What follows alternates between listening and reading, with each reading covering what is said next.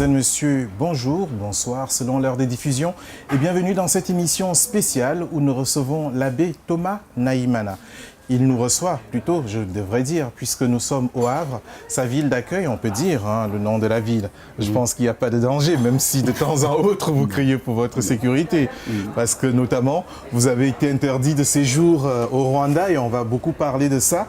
Et vous nous avez amené, je vais attaquer directement ce communiqué-là qu'on va mettre en bas. En fait, ce n'est pas un communiqué, c'est une note du gouvernement rwandais, des services d'immigration, qui nous interdisait d'atterrir sur le territoire rwandais de notre pays natal en 2016, alors qu'on rentrait pour nous présenter aux élections présidentielles de 2017. Oui. Donc moi et mon équipe nous empêchaient d'atterrir sur le sol rwandais, quoi. Oui, parce qu'en fait, vous allez vous en rendre compte tout de suite. Nous avons une personnalité politique, donc rwandaise, président des Rwandais en exil. Président du gouvernement du peuple rwandais en exil. Déjà, qu'est-ce que c'est? Alors, ce gouvernement, c'était un vrai gouvernement en exil que nous avons mis en place avec d'autres membres de l'opposition et de la société civile qui le voulaient en ce moment-là. Parce que justement, on avait décidé, dans le cadre de notre parti politique qui est Ishema Party, ou le parti Ishema, d'aller nous présenter, d'aller participer à la vie politique du pays en nous présentant aux élections présidentielles de 2017. Donc on a fait tout le nécessaire et je suis parti avec mon équipe le 23 novembre 2016. Et nous avons été empêchés justement d'atterrir, de prendre une correspondance déjà à Nairobi, alors que c'est à 2 heures de Kigali. Donc nous avons fait une grève de 72 heures à l'aéroport de Nairobi parce qu'on voulait vraiment rentrer. Oui, il faut préciser, Nairobi, ça n'a rien à voir avec le Rwanda. C'est un autre pays. C'est le pays voisin, c'est le Kenya. Voilà. Oui. Et par contre, Kigali, c'est la capitale du Rwanda. Parce que vous savez, nous sommes une chaîne panafricaine et tout le monde n'est pas forcément au fait de ces détails. Merci. Alors, nous avons été obligés de rentrer. J'étais avec une dame, avec un bébé de 6 mois. C'était Nadine Claire Kassing, qui est actuellement présidente de notre parti. Elle est au Canada, elle est basée au Canada. Elle est mariée et mère de 3 enfants maintenant. J'étais avec Venant Kourouziza qui venait du Malawi, qui allait être vraiment très important aussi pour la campagne électorale. Donc moi, je venais de France. Donc on nous a forcé de rentrer sur nos terrains d'exil encore une fois. Mais nous avons fait beaucoup de diplomatie après ce refus. Et le président Paul Kagame avait changé d'avis et avait déclaré publiquement qu'il ne comprenait pas comment les services d'immigration m'empêchaient de rentrer dans mon pays. Mais ce n'était pas vrai, puisqu'on a tenté tout de suite. J'ai fait un communiqué en disant « Merci, Monsieur le Président, on revient ». Et c'était au mois de janvier 2017 que nous avons encore tenté. Mais cette fois-ci, on nous a mis à la porte de l'avion, cette fois-ci à Bruxelles. Donc on ne nous a pas permis d'embarquer pour Kigali. Et c'était définitif là, donc on ne pouvait passer là où nous avons... En fait, vous étiez déjà à bord de l'appareil et on est venu vous sortir. Madame Nadine Claire Kassing avait quitté le Canada et était déjà à Bruxelles. Moi, j'avais quitté Paris. J'étais déjà à Bruxelles. On allait prendre l'avion pour Kigali. Et c'est là où nous avons eu connaissance de cette note urgente des services d'immigration qui avait été libérée. Et qui dit? Et qui dit, c'est en anglais, qui dit carrément que, donc, il disait mon nom. Et il disait que j'étais de nationalité française et rwandaise. Il disait le numéro de mon passeport, que je n'étais pas bienvenu au Rwanda, donc qu'aucun appareil, qu'aucun avion ne pouvait me prendre parce que je n'allais pas être accepté sur le sol rwandais. Alors là, c'était à Bruxelles, nous nous sommes dit, voilà, donc j'étais persona non grata dans mon propre pays. Et c'est en ce moment-là que je me suis dit, qu'est-ce qu'on va faire après? Et j'étais quand même un tout petit peu furieux, mais dans le sens positif, parce que mes droits étaient violés, les droits de mon équipe aussi, de mon parti qui m'avait soutenu pour partir là. Et là, nous avons dit, il faut faire quand même quelque chose.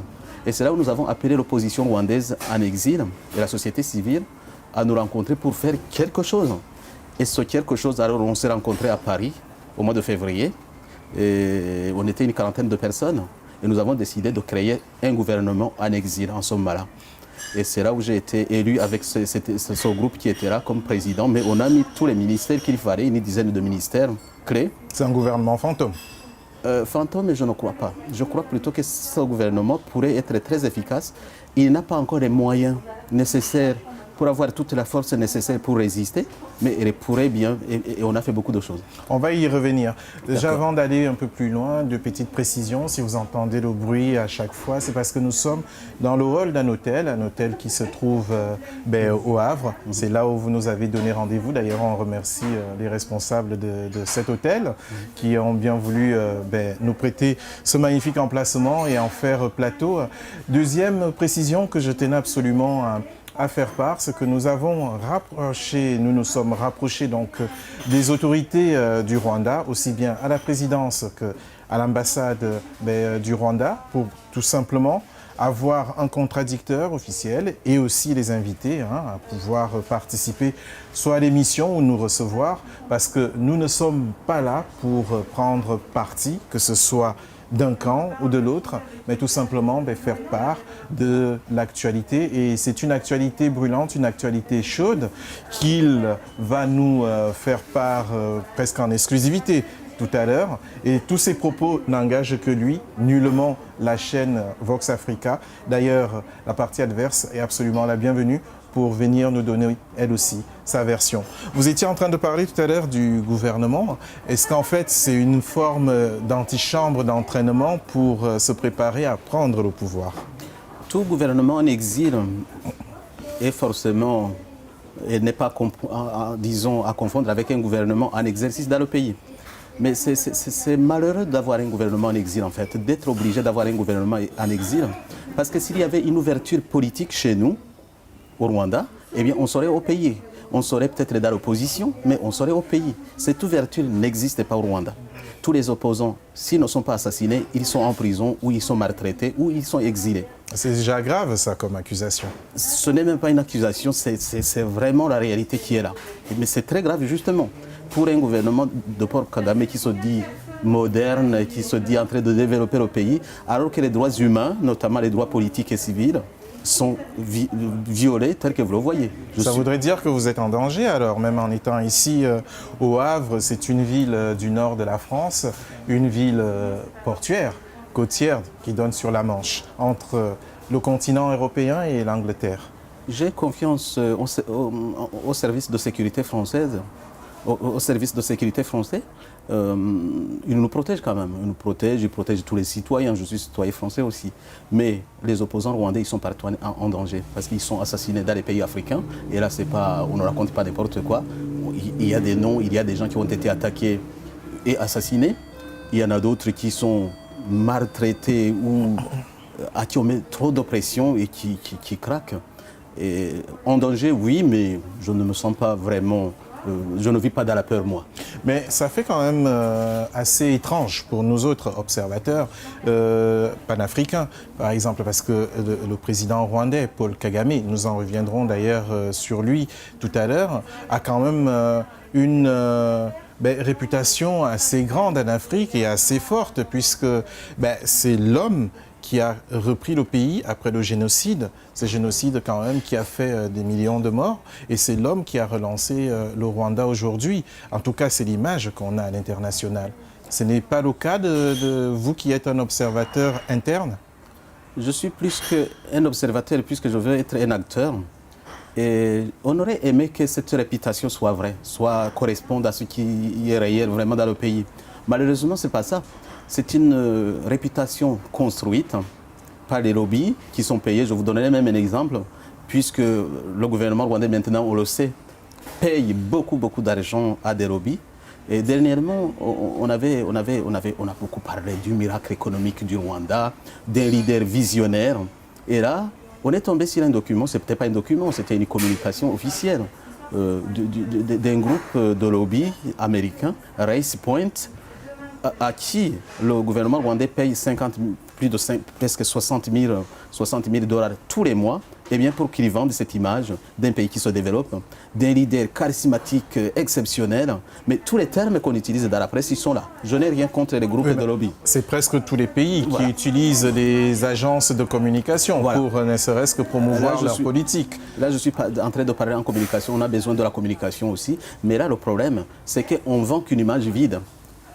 En réalité, sur le territoire rwandais, la réalité est tout autre et c'est grave. Et pour bien répondre à votre question, le président Paul Kagame, il a cette réputation, mais on oublie un côté. Il est vraiment là depuis les malheurs du Rwanda. C'est lui qui commandait la rébellion qui a attaqué le pays dès 1990. Ce groupe qui a décimé des millions de gens au Rwanda comme au Congo. On n'en parle pas encore actuellement, mais c'est le même. C'est le même. Il est vraiment l'acteur du malheur qu'a connu notre pays aussi. De dire qu'il a arrêté le génocide, de dire qu'il a développé le Rwanda, là, le débat pourrait être très intéressant. J'aurais aimé d'ailleurs avoir un contradicteur en face de moi du côté du gouvernement rwandais, parce que retenons quand même qu'il est l'acteur de tout ce qui se passe là.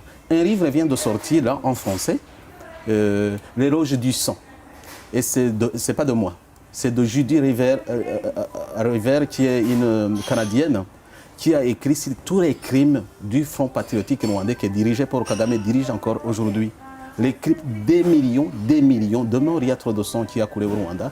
Il faudrait que ça s'arrête quand même. Donc, présenter cet homme comme un saint, c'est ce, j'allais dire les mots. Mais il y a des choses dont on ne peut absolument pas du tout ignorer et qui sont des faits. C'est lui le président de la République. Aujourd'hui, il a fait 2 mandats, puis il y a eu une modification constitutionnelle qui a d'ailleurs obtenu l'aval du grand nombre et presque un plébiscite. En tout cas, c'est ce qui nous a été présenté pour faire un troisième mandat qu'il occupe en ce moment. S'il avait été aussi fort, pourquoi auriez-vous eu peur de m'avoir comme opposant?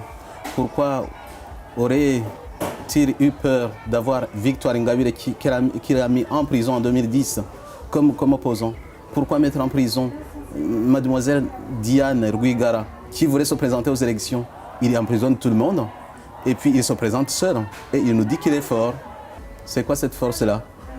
Il est difficile pour moi de répondre à sa place. Je ne suis pas son avocat. Peut-être que quelque part, juridiquement parlant, il y avait des raisons qui faisaient que vous soyez empêché de vous rendre sur place. Je vais vous dire toute la vérité.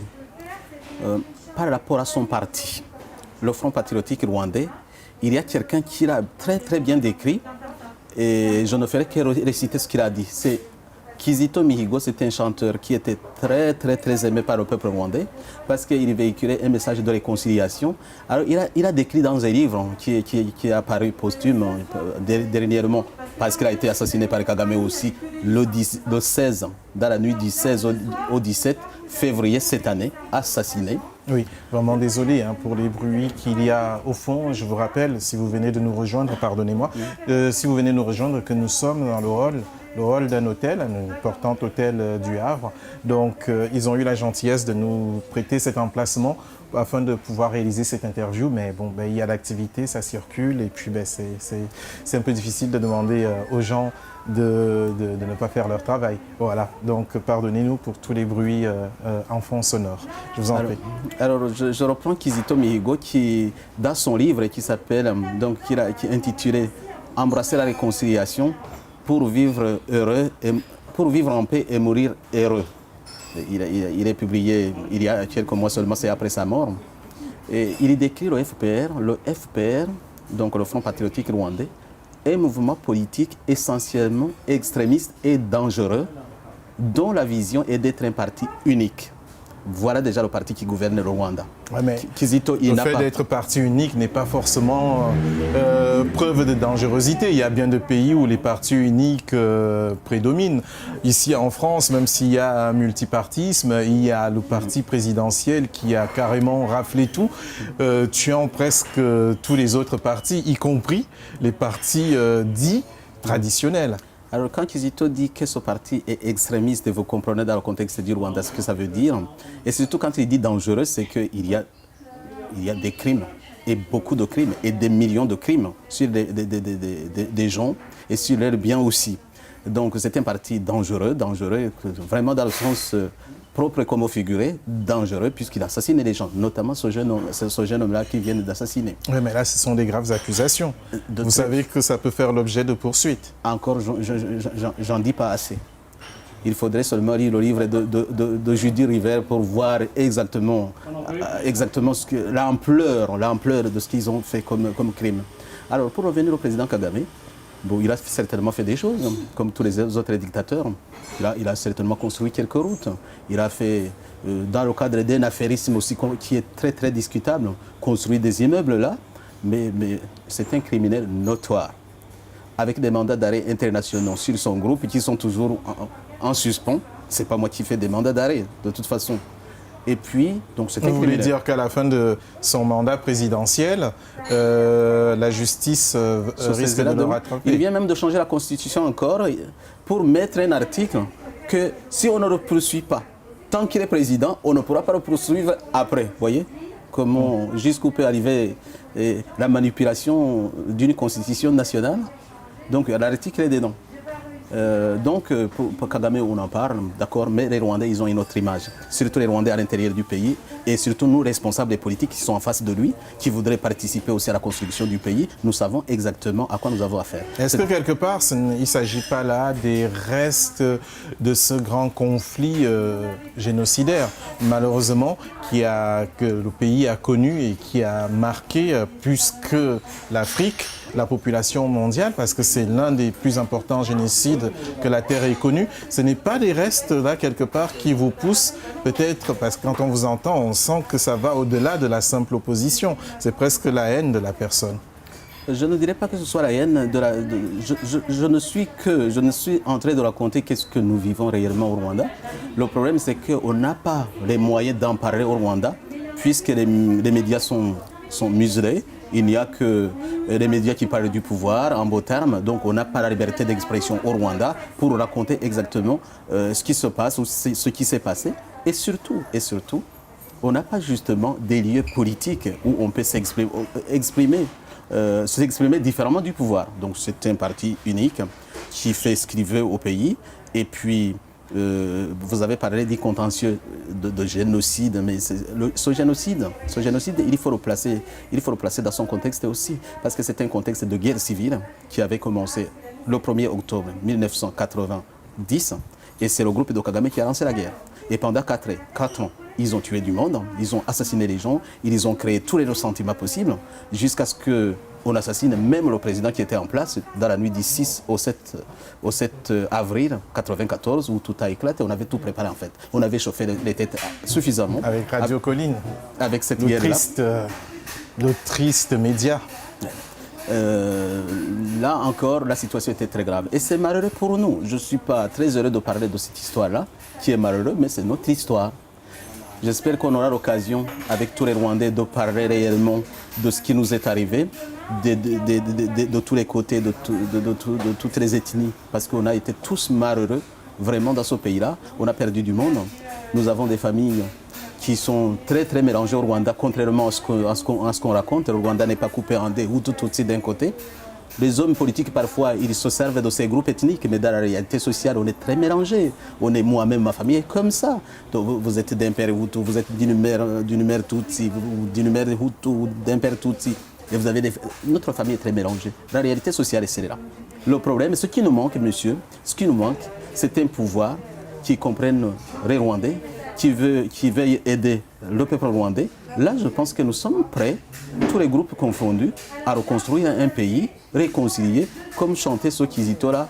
Et lui, il ajoutait, je pourrais le dire comme prêtre aussi, un Rwanda réconcilié par le Christ. C'est notre rêve, c'est notre rêve. Oui, mais quand on écoute les Rwandais, ils disent que justement, ils ont ce que vous êtes en train de décrire avec, par exemple, le président Kagame.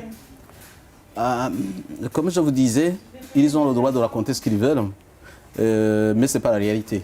La preuve, c'est que je suis là, avec toute la bonne volonté de parler, de dire du bien de mon pays, puisque je ne peux pas, je prétends vouloir gouverner ce pays-là. Ça ne m'intéresse pas de parler en mauvais termes de mon pays, puisque je voudrais que la communauté internationale aime ce pays, soutienne ce pays, mais pour le moment, nous avions jusqu'à présent un gouvernement qui n'est pas à la hauteur, un gouvernement de criminels, puisqu'ils ont participé à la guerre, ils ont participé à tous les crimes. Je les attends au tournant parce que la justice pourra quand même faire son travail s'il n'y a rien de fait dans le sens de la réconciliation avant.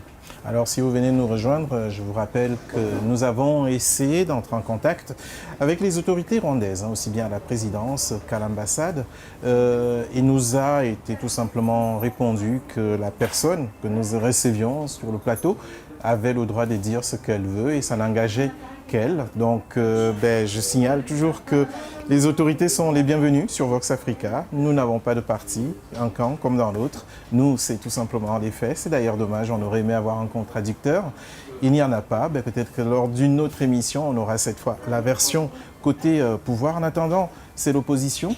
Et puisque nous avons la chance d'avoir ici le président du gouvernement en exil, excusez-moi si l'acronyme n'est pas tout à fait ça va, c'est bon. celui-là, non, c'est bon, ça va, ça passe. Il a une particularité parce que c'est un homme de Dieu, c'est un homme d'église, c'est l'abbé. Donc, je voudrais bien comprendre cela. Il y a eu des précédents dans l'histoire. En Haïti, il y a eu le père Aristide, qui a d'ailleurs dirigé. Aux États-Unis, qui ignore le révérend Jackson, qui ignore Martin Luther King. Est-ce que quelque part, vous êtes ce Martin Luther King ou c'est Jesse Jackson ou c'est Aristide que le Rwanda aussi espère avoir en version africaine? Les personnalités que vous citez là, c'est des personnalités que j'admire beaucoup, qui sont d'une valeur inégalable. Je les prends comme modèle. Je les comprends très bien parce qu'avec des sentiments des hommes religieux, cet amour du peuple, il est en moi. Et je comprends maintenant leur mouvement. Et c'est pour ça d'ailleurs que moi, j'ai été ordonné prêtre en 1999 pour le diocèse de Cyangugu au Rwanda. J'ai travaillé au Rwanda comme responsable de la commission diocésaine de justice CFP. J'ai travaillé dans les prisons pour aller voir les prisonniers, pour avoir des veuves, pour travailler à la réconciliation des deux ethnies après ce qu'on a appelé le génocide des Tutsis, mais qui est un génocide tout court parce qu'il a touché aussi tous les groupes de notre pays. Mais ça, c'était notre débat qui pourrait être intéressant d'ailleurs. Donc j'ai travaillé pendant 6 ans. En 2005, je ne pouvais plus tenir parce qu'il y avait encore une fois, c'était la première fois, mon passeport qui était confisqué parce que j'étais parti au Congo. On était en train de chercher la réconciliation entre les 3 pays, puisque moi je suis originaire du sud du Rwanda, de Cyangugu. C'est un pays limitrophe du Congo, RDC et du Burundi. Nous, on ne peut pas vivre si les frontières ne sont pas ouvertes.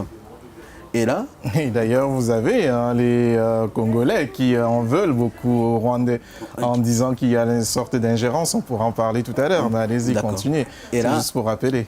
Et là, pour la première fois, ils avaient saisi mon passeport. Je n'avais pas le droit de sortir du pays, alors que c'était dans le cadre de l'Église, de la commission justice et paix, où on essayait de demander à ces 3 peuples d'essayer de penser à vivre ensemble dans la paix pour pouvoir continuer les échanges. Et là, en 2005, je n'en pouvais plus. Je suis parti en exil en France. Et arrivé en France, j'étais malheureux parce que quitter ce pays, alors que je sentais que je devais contribuer à la reconstruction de ce pays, ça me faisait très très mal. Et c'est là où je me suis dit... Vous voulez dire que c'était une contrainte à l'exil? C'était une contrainte à l'exil, puisqu'on commençait déjà à saisir mon passeport, on m'empêchait de sortir du pays, donc j'étais obligé. Évidemment, moi aussi, j'étais pas facile. J'avais une langue, même dans l'église, je parlais des injustices qui se passaient, ça ne plaisait pas au pouvoir. Et là, en arrivant ici, j'ai dû reprendre les études parce que je me disais, j'avais fait que de la théologie pour être prêtre, il y avait des choses que je ne comprenais pas en fait. Je ne comprenais pas comment fonctionnait un pouvoir réellement dans un pays. Et surtout, je n'arrivais pas à comprendre comment un pouvoir mis en place maltraite son peuple à ce point-là. J'étais que prêtre. Alors j'ai refait mes études ici en France, donc j'ai refait la philosophie politique. J'ai même eu un master en philosophie à l'université de Rouen. Ça ne suffisait pas, j'avais des idées, mais il fallait que je fasse du droit. J'ai recommencé le droit, j'ai fait un master en droit ici à l'université du Havre. Et j'ai une thèse à soutenir au mois de mai prochain. Une thèse en droit. Tout cela m'a donné les armes pour pouvoir analyser, pour pouvoir dans quelle mesure je peux contribuer, disons, à reconstruire notre pays, surtout à attaquer le mensonge, parce que ce régime, ils ont un principe dont ils se servent et abusent, ils en abusent vraiment, c'est monter, il en restera quelque chose. Monter, il en restera quelque chose, c'est vraiment la marque de fabrique du gouvernement de Kagame. Alors, j'ai lancé avec un autre prêtre un site internet qui s'appelle leprophète.fr, ou Mouanouzi en Kinyarwanda. Et ce site, on n'était que des prêtres en paroisse, j'étais en paroisse ici, juste pour analyser la situation, pour donner des idées. Mais les foudres et qui gagnent nous sont tombés dessus, même ici. Ils nous ont forcés à arrêter ils voulaient nous forcer à arrêter de publier nos idées. Le prêtre qui s'appelle Fortunatus Rudakemwa, il a dû fuir l'Italie pour aller au Canada. Parce que tellement, même dans le diocèse, il était maltraité.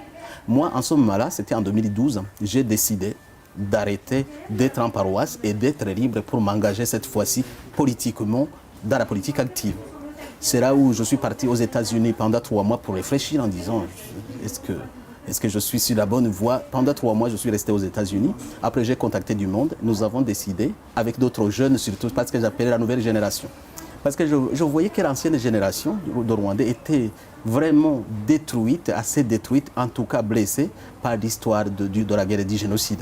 Là, ce serait un autre domaine. Mais je veux quand même titiller un tout petit peu, je suis désolé. Quand je vous entends, votre passeport est bloqué, vous réussissez à quitter, vous arrivez en France, vous êtes en France, vous allez aux États-Unis, mais on sent une forme de facilité, mais qui est derrière vous? Parce que tout ça, non seulement ça nécessite des budgets, mais aussi une logistique. C'est pas n'importe qui d'un claquement de doigts, va entrer en France, déjà sur l'espace Schengen, surtout s'il y a des problèmes de passeport.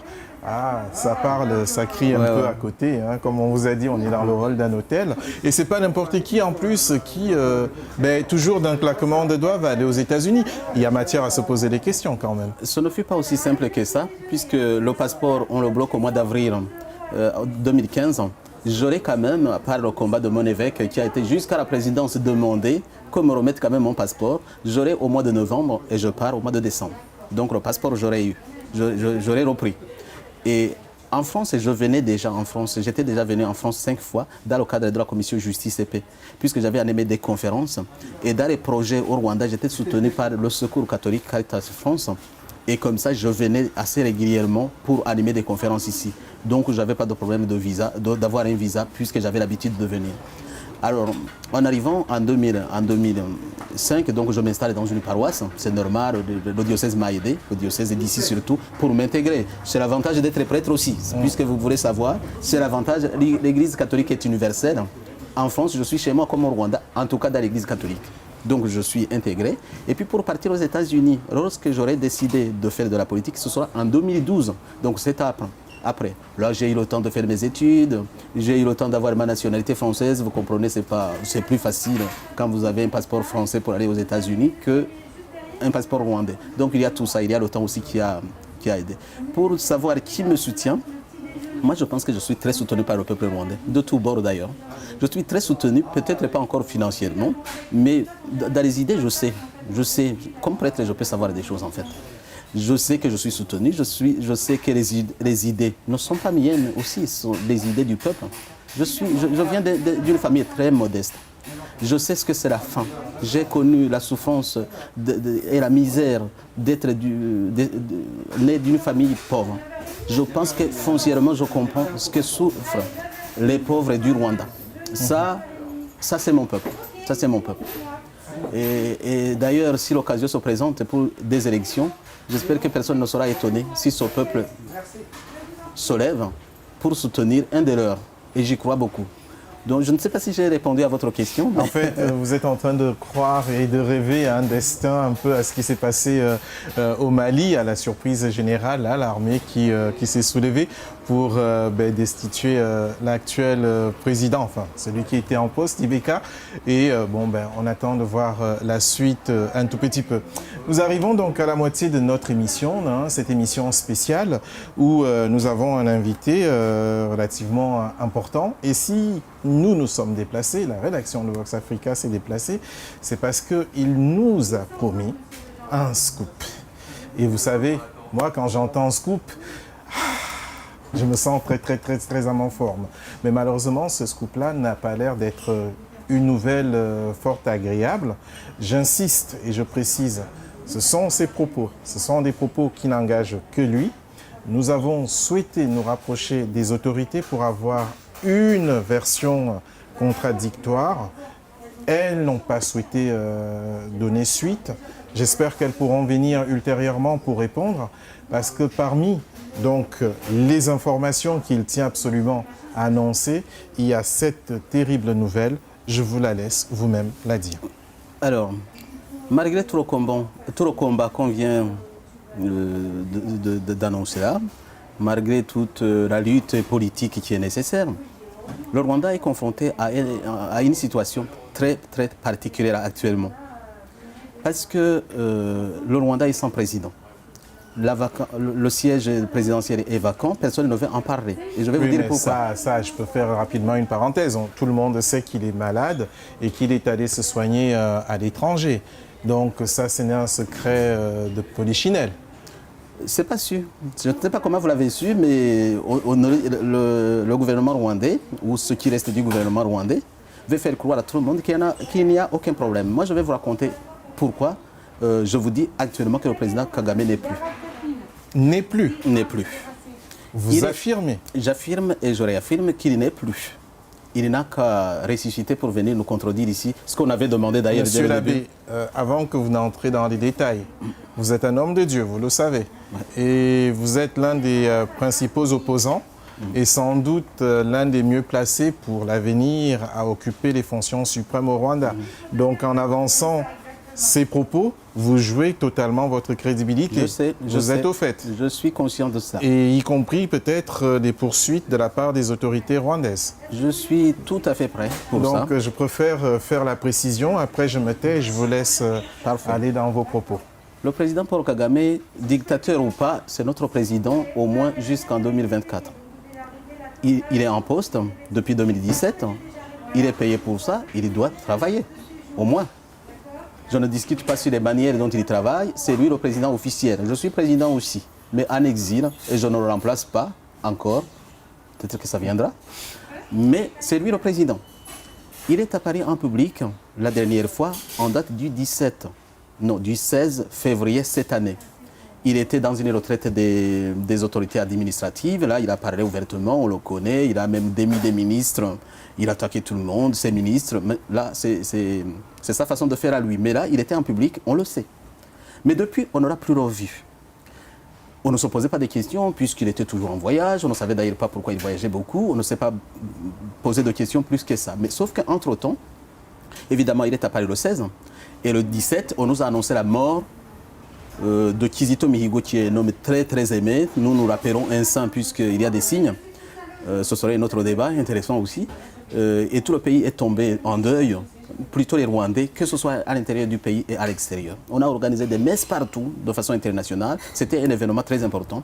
Sauf que tout à coup, un autre événement de portée mondiale a changé la donne. C'est le Covid-19. Quand on a annoncé le Covid-19, donc le Rwanda aussi est entré dans le jeu. Il a placé le pays en lockdown, comme on dit, en confinement, surtout la ville de Kigali. Et là, on ne pouvait plus savoir ce qui se passait exactement. Si on savait, mais il y avait beaucoup de problèmes. Alors, pourquoi notre attention a été attirée en ce moment-là? C'est parce que, en plaçant le pays en confinement, le décret était signé. Ce n'était même pas un décret, c'était des annonces par le Premier ministre. Nous qui suivons de près la situation, nous nous sommes dit, c'est pas normal. La Constitution prévoit que la mise en confinement, la déclaration d'une mise en confinement, plutôt d'un état d'urgence, plutôt de l'état d'urgence d'un pays, c'est dans les prérogatives du président de la République. Où est-ce qu'il est? Oui, mais ça ne veut rien dire. Peut-être comme il était malade, il a été empêché. Et puis, de l'autre côté, moi qui suis originaire du Cameroun, on a un chef d'État qui a l'art et la manière de savoir jouer avec ses absences. Et puis, on connaît d'autres précédents dans d'autres pays. Je ne peux citer que le Gabon. Tout le monde pensait, par exemple, que le président Ali Bongo Ondimba n'était plus et pourtant il est réapparu. Parfait. Là, ce n'était que le point de départ. De toute façon, nous, on se posait la question pourquoi ce n'est pas lui qui signe. Et depuis ce jour-là, c'est le Premier ministre qui a signé toutes les décisions à sa place par PO pour dire que le président revenait. Mais il n'avait pas annoncé parce que la Constitution est très claire, la Constitution rwandaise, l'article 105. Donc c'est la Constitution de 2015. Qui prévoit dans l'article 105, donc c'est toute une série de mesures que le président est remplacé provisoirement par le Premier ministre quand il doit revenir. Sinon, ce sera le président du Sénat qui doit le remplacer pour organiser des élections dans les 90 jours. Alors là, c'était pas tout. Parce que le pays était en face ou aux prises avec le Covid, comme tous les autres pays. Aucun responsable politique n'est apparu pour dire au peuple ce qui se passait, sauf le communiqué du Premier ministre. Ni le président, ni le Premier ministre, ni le président de l'Assemblée nationale, côté Sénat et côté député. Personne. Personne pendant 3 mois. Personne. Et puis on a commencé à se poser la question où est-ce qu'il est. Mais entre-temps, on a eu l'information aussi que son avion, puisqu'on peut track les avions et savoir, puisque lui, il voyage qu'en jet privé, toujours. C'est son avion privé et l'État loue cet avion pour qu'il se déplace. Et donc, il était à Londres, l'avion est atterri le 21, le jour où on a fait la déclaration d'état d'urgence, le 21 mars cette année, lui, il atterrissait à Londres. Et à Londres, en fait, on a su par après qu'il était hospitalisé là, qu'il était très gravement malade et que finalement, maintenant, j'ai toutes les informations. Donc à Londres, on ne savait pas quoi. Vous allez nous les donner, puisque c'est le but. C'est pour cela que vous nous avez fait venir, donc allez-y. C'est le moment. Donc il a été très malade. À Londres, on n'a pas su le soigner. Donc il a demandé à changer d'hôpital. Donc il est parti à l'université, plutôt à l'hôpital universitaire d'Haïfa en Israël. Ils ont accepté de le recevoir. Bon, il y a d'autres commentaires à côté. Il n'est pas parti en jet privé. Israël n'a pas accepté ça. C'est une autre histoire. Mais il est parti, on l'a mis sur notre avion, il est atterri là. Tous les examens... Et cette fois, comment est-ce qu'on sait qu'il est parti en Israël si son avion privé n'est pas allé? C'est les informations que je vais vous donner, je ne donnerai peut-être pas la source, mais la source, vous pouvez la savoir, vous pouvez la connaître, puisque c'est les services qui s'en occupent là. Donc, non, moi je n'ai personne comme contact au Mossad, les services secrets israéliens. Vous l'avez dit d'ailleurs, mais ce n'est pas les officiels. Mais on a eu l'information, donc arrivé en Israël, ce qui se passe, c'est qu'on constate le mal. Donc on constate qu'on avait pensé que c'était un cancer fulgurant dont il souffrait, mais en fait, ce n'était pas ça. C'était, ils ont dit, nervous breakdown. Nervous breakdown, c'est que le cerveau était complètement, le système nerveux était complètement désintégré. Il ne pouvait que le placer en soins palliatifs. Donc il y souffrait beaucoup. Donc les autorités sanitaires ont constaté, les médecins ont constaté qu'ils ne pouvaient rien faire pour lui, pour le sauver. C'était perdu. Alors ils ont décidé de le placer en soins palliatifs là-bas. Et puis en attendant la décision de sa famille pour le débrancher. Parce qu'ils avaient établi, et ça c'est l'information, que ils ne peuvent pas revenir à la vie. En fait, ils ne peuvent pas. Donc vous êtes catégorique. Le président du Rwanda actuellement est en état de mort cérébrale. C'est ça. Et puis, ce qui m'intéresse beaucoup, c'est pas ça, parce que je peux y arriver aussi, quelqu'un d'autre peut y arriver, c'est un accident de la vie. Mais le problème, c'est des conséquences politiques de cela. C'est un président de la République en exercice. Cela se passe, le gouvernement ne dit rien. Voilà ce qui est bizarre. Le siège est vacant. Les autorités actuelles ne disent rien. Par contre, tous ce qui sont censés pouvoir annoncer la nouvelle, comme le président de la Cour suprême, selon l'article 105 encore, le président de la Cour suprême du Rwanda, c'est lui qui déclare la vacance du siège. Il fait d'abord une opération, enfin c'est pas une opération, il demande au ministre ayant la santé en charge d'établir 3 médecins pour le dire, et puis lui, il le déclare et invite le président de l'Assemblée à le remplacer pour que, en 90 jours, il y ait de nouvelles élections. Oui, mais là, vous êtes en train de nous citer le processus en cas de confirmation de ce que vous dites. Mais jusqu'au jour d'aujourd'hui, ça, c'est ce que vous dites, vous, en tant que principal opposant, mais ce n'est absolument pas du tout la version officielle. Je suis conscient de ce que ça signifie, la version officielle. C'est pour ça que je parle aujourd'hui. Je demande aux autorités rwandaises, à qui la Constitution donne les compétences de déclarer cette situation, de le faire sans délai. Parce qu'entre-temps, le pays est dans un désordre inimaginable. Les gens sont battus tous les jours. On est en train de les replacer en confinement pour les empêcher de se rebeller ou de se révolter parce que la situation est intenable. Monsieur l'abbé, je vous comprends. Vous allez lister, forcément, vous allez toujours voir que le mauvais côté de la chose puisque vous êtes de l'opposition. Mais au jour d'aujourd'hui, pourquoi et comment voulez-vous que le gouvernement confirme peut-être une nouvelle qui n'est pas réelle? Parce que jusqu'aujourd'hui, c'est vous qui affirmez par vos informations, mais eux, ils n'ont pas à affirmer quelque chose peut-être qu'ils estiment être erroné.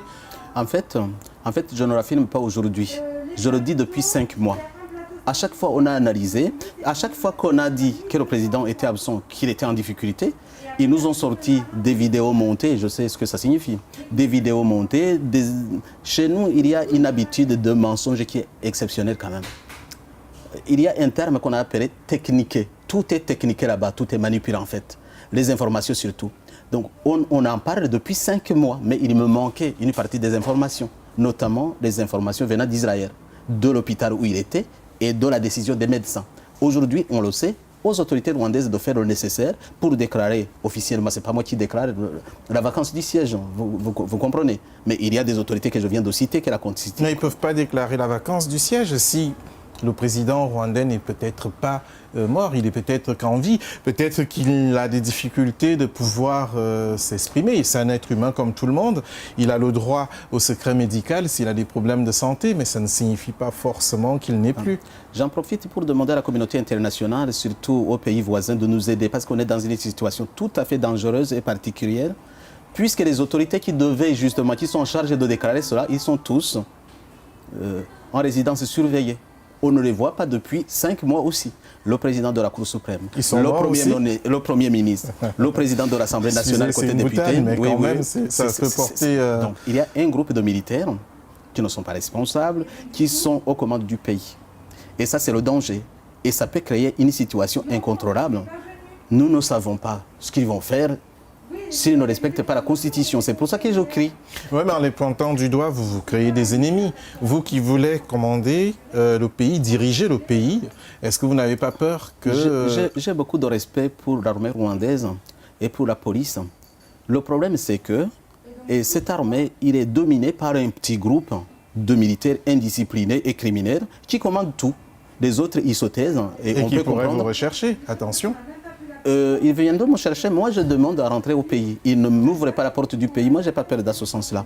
Je voudrais rentrer chez moi. Tout en sachant qu'ils assassinent les gens, qu'ils assassinent Kizito, qu'ils peuvent m'assassiner. J'ai toujours demandé à rentrer. Vous êtes dans un parcours sacrificiel ? Peut-être pas cela, mais le courage, c'est ce qui est exigé d'un politicien. La sainteté d'un politicien, c'est le courage.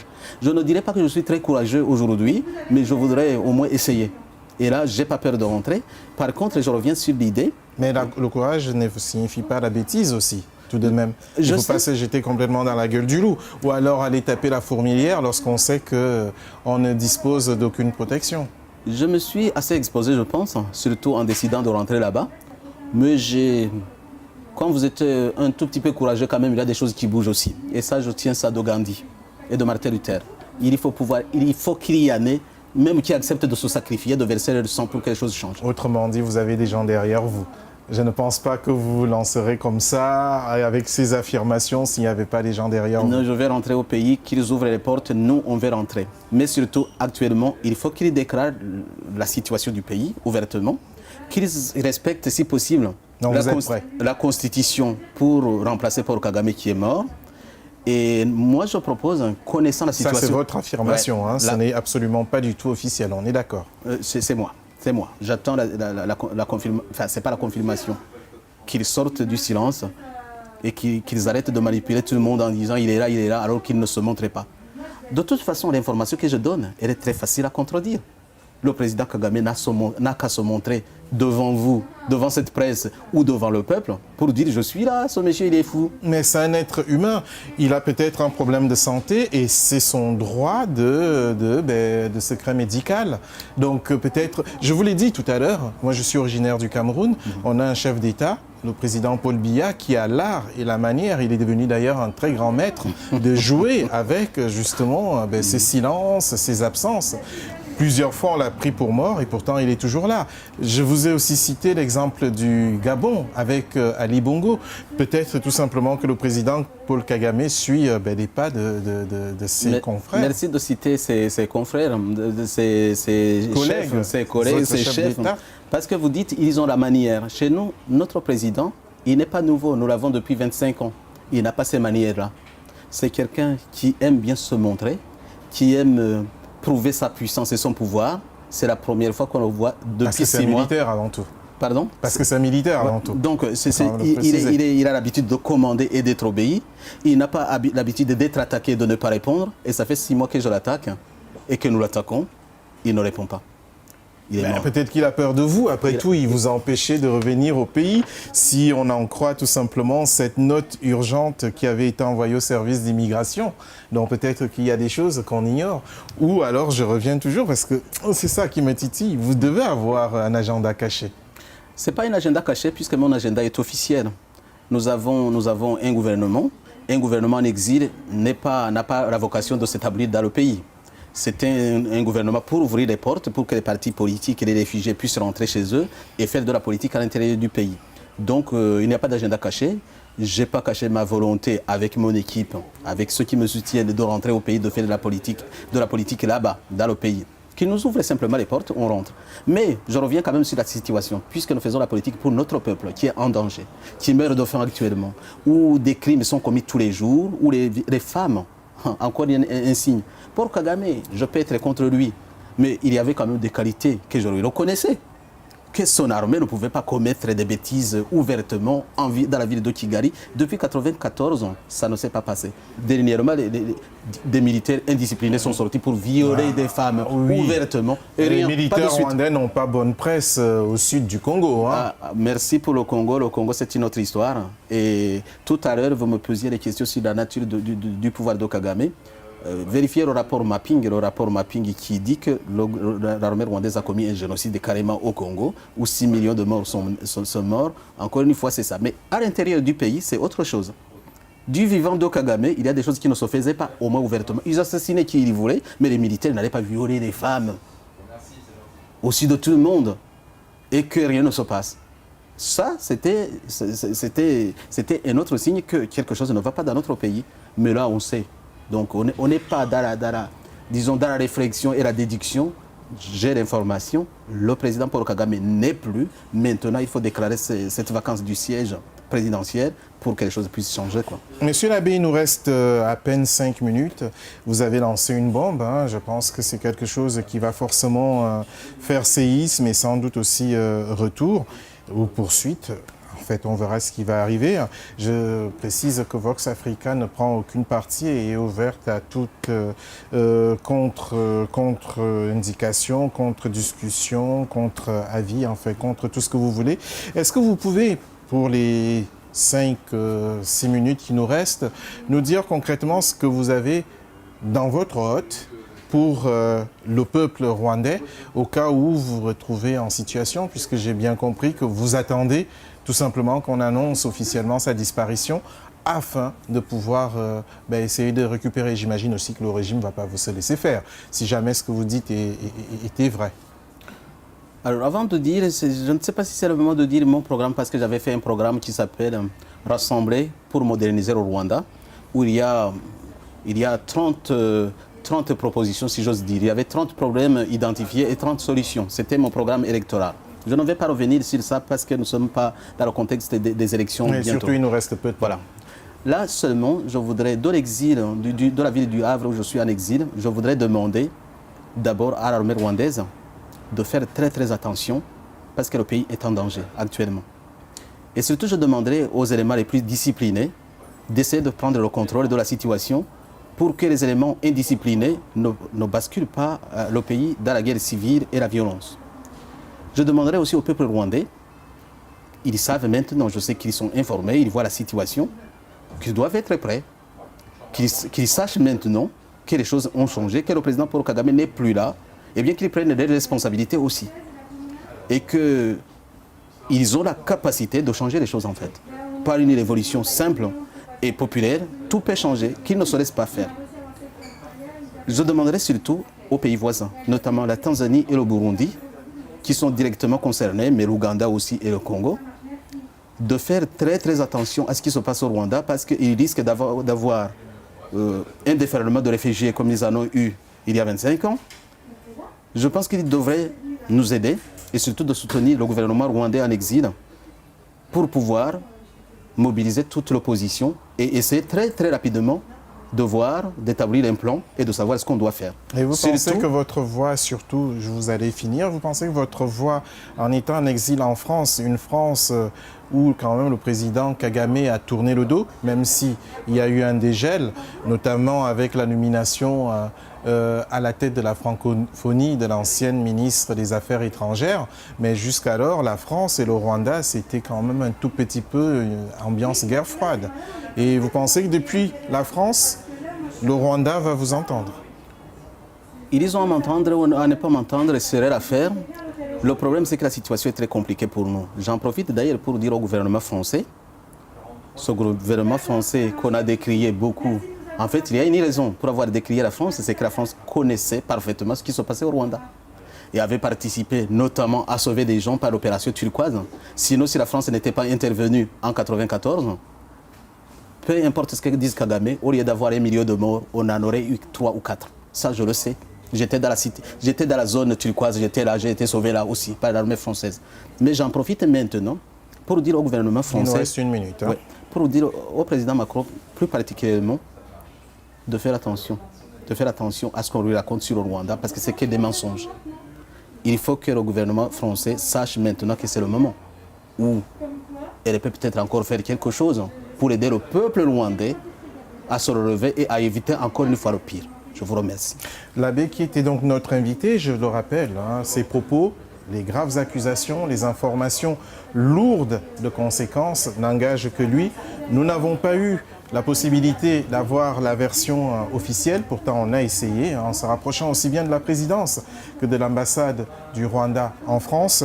On a eu une fin de non-recevoir, nous disant qu'il avait la liberté de dire ce qu'il voulait et ses propos n'engageaient que lui. Et vous avez entendu tout à l'heure ce qu'il avait à déclarer. J'espère que vous aurez passé, non pas un agréable moment, mais un moment assez instructif en notre compagnie lors de cette émission spéciale. Vous pouvez commenter sur une adresse mail qui s'affiche en bas, france@voxafrica.com. Je tiens à remercier les autorités de l'hôtel, un grand hôtel du Havre, qui ont bien voulu nous accueillir et nous laisser tourner dans le hall. Hein. Désolé pour les bruits, c'est normal, chacun faisait son travail. Je remercie aussi Muriel Mazet, notre collaboratrice, qui est derrière les machines.